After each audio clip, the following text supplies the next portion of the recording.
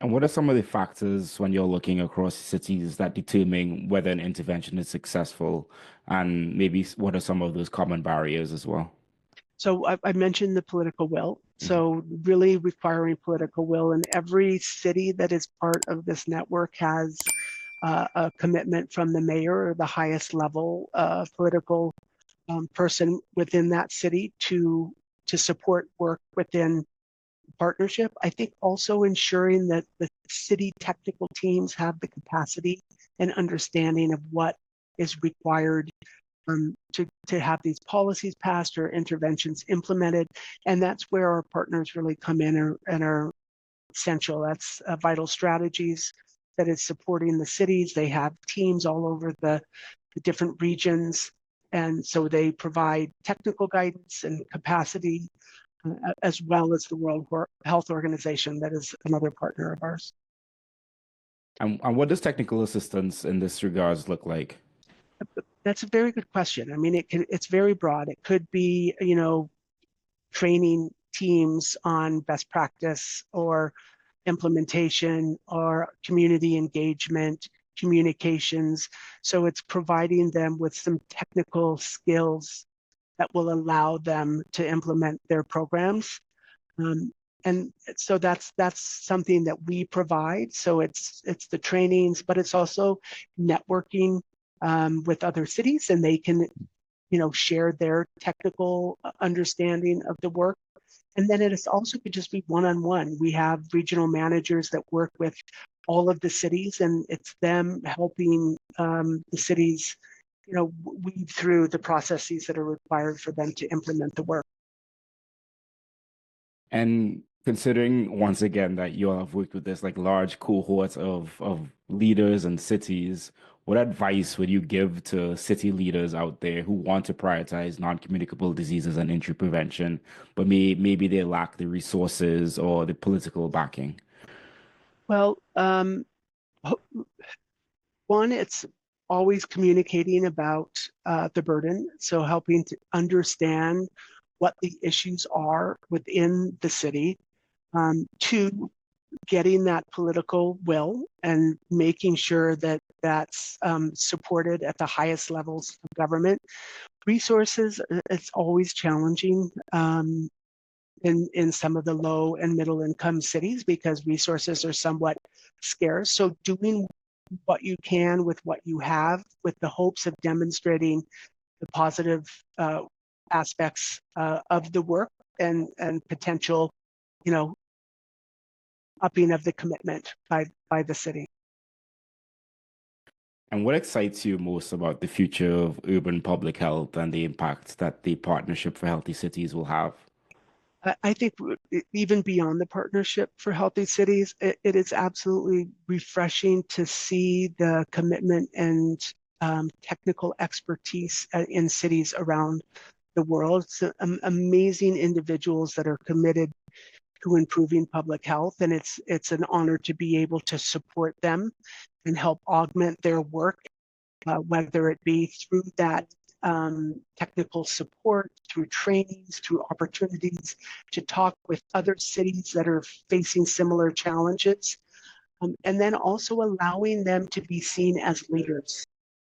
We talk about global north and global south. We at Bloomberg Philanthropies couldn't do this work without our partners on the ground who are really guiding the work. So it's really supporting those leaders on the ground who are committed to improving public health. So we heard a lot of information, and I imagine there's a lot more that people can learn more about the Bloomberg Philanthropies, the global health work, the partnerships for healthier cities. If someone wants to learn more or get involved, where would you point them?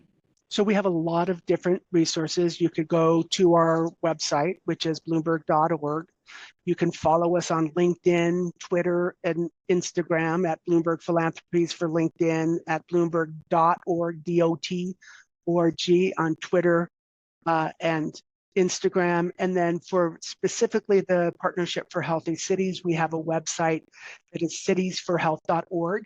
And there you can find all sorts of resources that would help in any public health implementation of policies, advocacy for policies or implementation of activities, particularly around those non-communicable diseases and injury areas that we've talked about previously.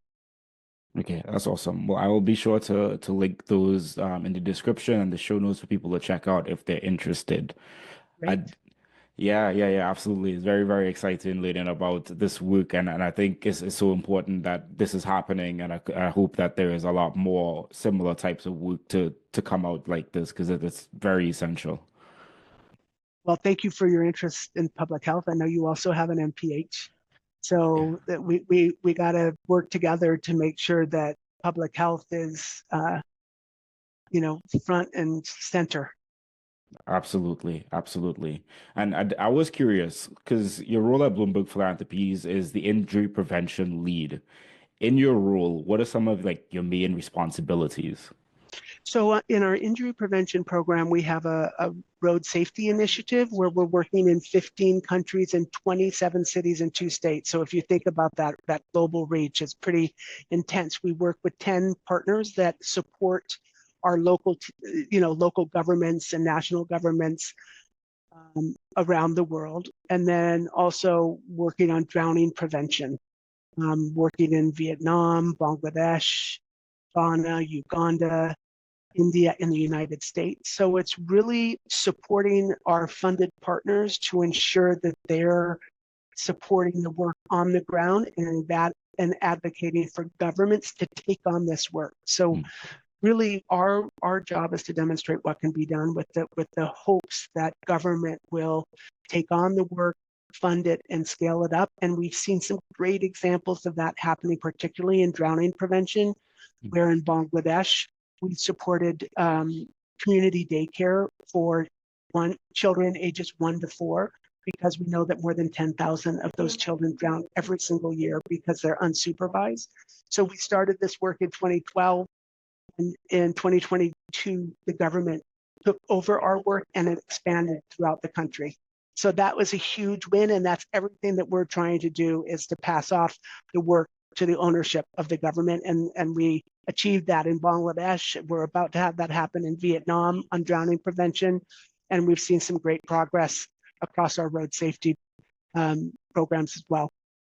Well, that's really awesome to hear, and I think it's really good to know that there are organizations that are like essentially kind of piloting these evidence-based programs on scale, giving technical support, peer learning support, maybe some other wraparound services, if you want to call it that, connections for these issues that are just so important. And then I think even to your point is governments are oftentimes aren't able to pilot like innovative programs without knowing that they're going to get some sort of return. So that's where a lot of philanthropies are able to step in and say, let's do this and build the will and build the capacity in the people there to really continue to do the work. So kudos to you all for supporting all of this.